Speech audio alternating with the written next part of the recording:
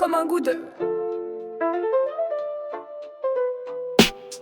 Il y a comme un goût de cendre dans ma terre, des espoirs calcinés, des rêves incinérés.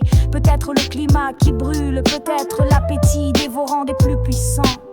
Il y a comme un goût de peur chez les enfants. Les petites filles étouffent des cris derrière les maisons. Et les petits garçons sur le chemin de l'école sont dépouillés de leur courage naissant. Il y a comme un goût d'injustice dans l'économie. L'argent détourné se déverse de toutes parts dans les poches des uns, tandis que la sueur salée des autres s'évapore entre leurs mains vides. Il y a comme un goût de dictature au sein des démocraties. La même main invisible qui choisit chacun des candidats, et les machines qui savent les résultats des élections avant le décompte des bulletins. Il y a comme un goût de divorce avant même le mariage, une voix métallique qui résonne au cœur de la société et qui déclare une guerre à perpétuité entre les hommes et les femmes.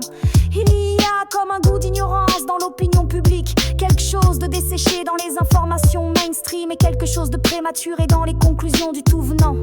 Il y a comme un goût de funérailles dans les chants religieux, les hurlements de la foi qui sont des mises à mort de la raison. Et pour que la raison survive, elle doit se cacher dans les livres et dans le murmure de ceux qui essaient encore de réfléchir quand tout chante est pris. Il y a comme un goût de trahison dans les amitiés. Les grandes amitiés sont mortes avec le passage du bac, et elles ont été remplacées par les grandes ambitions et les grandes jalousies, par le poison de la comparaison douloureuse. Il y a comme un goût d'envie de meurtre chez les dirigeants politiques, chaque fois qu'ils entendent qu'une intelligence éveillée entreprend de s'exprimer sur les choses de la nation et les choses du peuple, parce que eux, ils ont prospéré sur le sommeil et l'ignorance des masses.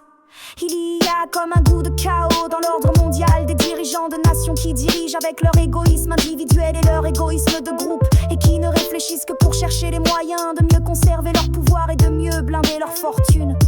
Il y a comme un goût d'indifférence dans le ciel, des milliards de prières qui se brisent contre le mur du grand silence cosmique, et les croyants qui sont obligés de se répondre eux-mêmes en remplissant le ciel des projections de leurs propres pensées, de leurs propres chimères. Il y a comme un goût de désespoir dans mon humanité, la persistance des religions et la persistance des suicides, et toujours aucun sauveur qui descende du ciel, aucune armée d'anges qui descendent du ciel, aucune cohorte de vaisseaux de lumière qui descendent du ciel, rien qu'un peu de pluie. Il y a comme un goût de guerre civile qui s'approche peu à peu, la grande déflagration de la lutte lancinante des classes pas si lancinantes, car la classe dominante est en guerre déclarée. Ce sont les classes pauvres et les classes moyennes qui ne voient rien derrière le voile de l'alcool et du rire bête. Il y a comme un goût de larmes chez les jeunes diplômés, derrière le courage nécessaire pour se frayer une place dans le monde du travail, les larmes des sacrifices continus et des luttes sans fin. Il y a comme un goût de solitude chez les jeunes femmes, conditionnées comme des femmes fortes, mais réduites à des fragmentations psychologiques et à des raideurs psychologiques qui les rendent impropres à des relations saines.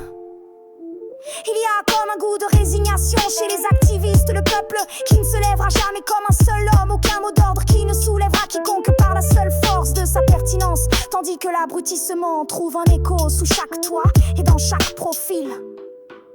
Il y a comme un goût de révolte dans le rap, la seule musique qui regarde en face les problèmes les plus importants et qui refuse d'annoncer les mêmes âneries que les autres musiques destinées à faire tourner les reins et à faire sautiller les seins. Alors on trouve toujours le temps de chanter, de danser, la vie sur terre et rire et larmes, feu vivant et peur glacée, grands sauts et grandes chutes, la volonté de se relever et de continuer d'avancer. La grande promesse vient de la vérité elle-même, l'esprit qui ressort de tout cela grandit et toujours pur, des nuits de tristesse et des journées de travail qui font fleurir de nouvelles idées et de nouvelles actions. Des temps de bonheur qui se dilatent au fur et à mesure, en gagnant du terrain sur les revendications de la souffrance.